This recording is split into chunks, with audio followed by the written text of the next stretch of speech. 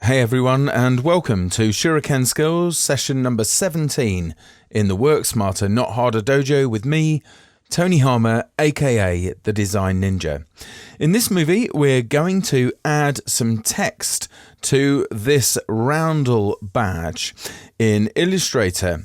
So what I'm going to do first of all is just hide the artwork that we won't be using for the moment. So if I swap over here and hide the two layers there, so I've just got these two circles, and what I'd like the text to go around. I want half of my text around this side and the other half to continue on the bottom side like so. So I'm going to tap L to get my ellipse tool. That's where this particular journey starts, and then I'm going to go to the center. My smart guide's here helping me out and showing me where that is, and then hold down Alt and Shift together and then drag outwards. So I want to go for the middle really of these two circles, and there are a number of ways actually I could achieve this. I could use a blend with just a single step, or I could use a scale tool and eyeball it, but here I'm quite happy to eyeball that using just the area there as a guide.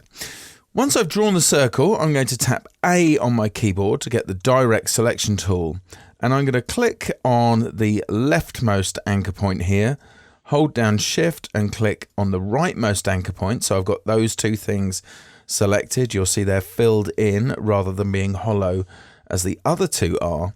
And then in my properties panel, or on the control strip, if you're using an earlier version of Illustrator, you can click cut path at selected anchor points. You might get a little shapes expanded warning at the top there. Don't worry about that at all. That's just quite normal. I'm then going to click away and then click on the bottommost stroke here. Mine's got a small gradient on it, so don't worry too much about that. But I'm just going to delete that and delete any extra points that are there. If I select now with the selection tool the top stroke, you can see that's still there like so. I'm then going to tap T on my keyboard and click on the path so that I can enter my text. Now, as it happens, I've actually got a line of text here that I can copy and then just come along here and paste that in place.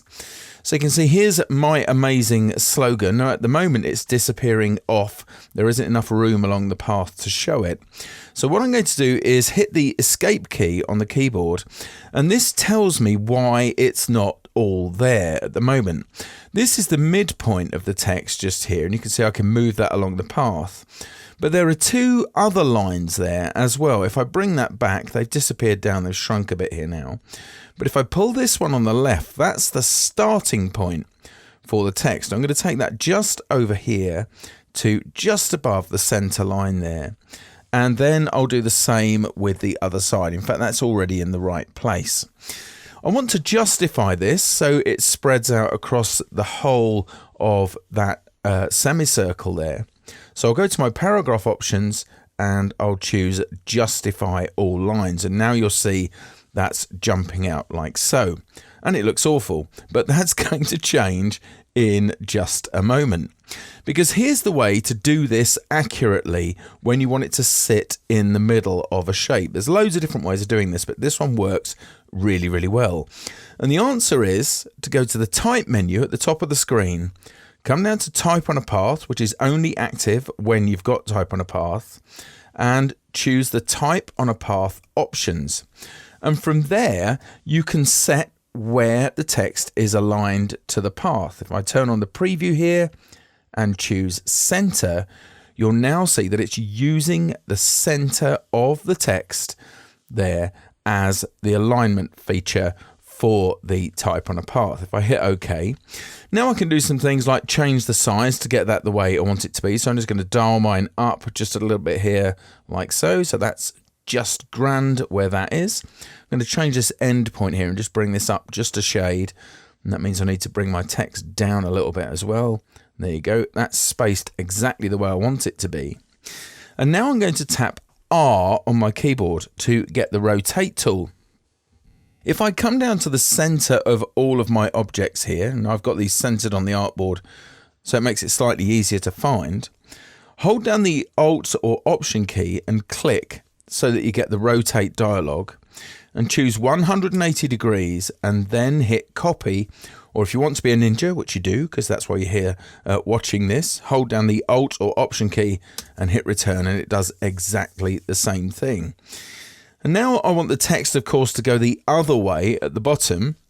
I do want it to say something else, but I'm not too worried about that just at the moment. And here's the way you achieve that. This middle marker just here, you grab hold of that and drag it. Whoops, let me just get rid of the text here and get this one. This middle marker, drag it up like so. And hey presto, it is aligned to the other side of the circle. And because it's using the center, it's in exactly the right place with no fuss at all.